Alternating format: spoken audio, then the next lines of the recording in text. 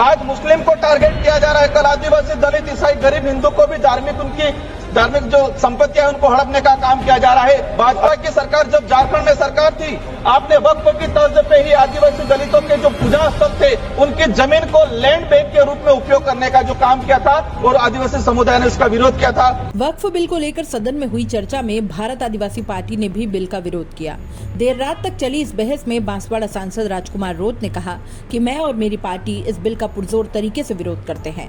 आज 2 अप्रैल है और 2 अप्रैल का इतिहास आने वाले समय में याद रखा जाएगा।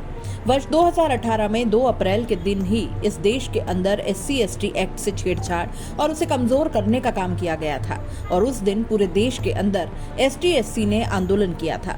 उस समय जो शहीद हुए थे उन लोगों को भी याद करना चाहूंगा।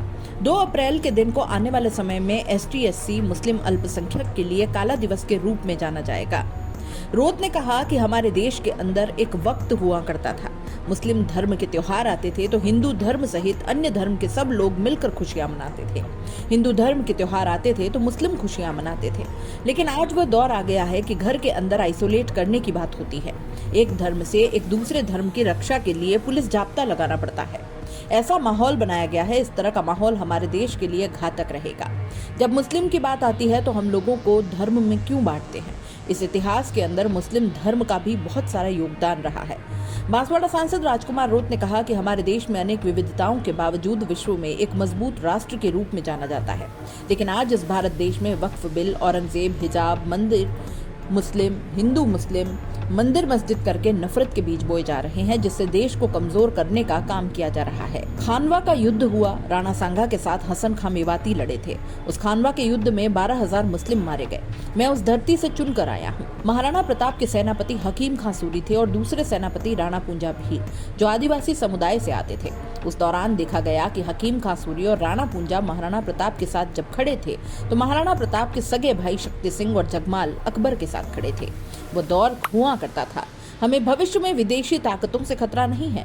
हमारे ही देश के अंदर हम लोगों के आपस में टकराव और नफरत पैदा हो जाएगी जो दिक्कत करेगी।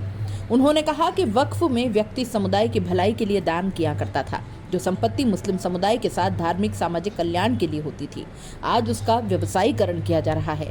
आज मुस्लिम को टारगेट किया जा रहा है। कल आदिवासी, दलित, ईसाई और गरीब हिंदू के भी धार्मिक संपत्ति को हड़पने का काम किया जाएगा।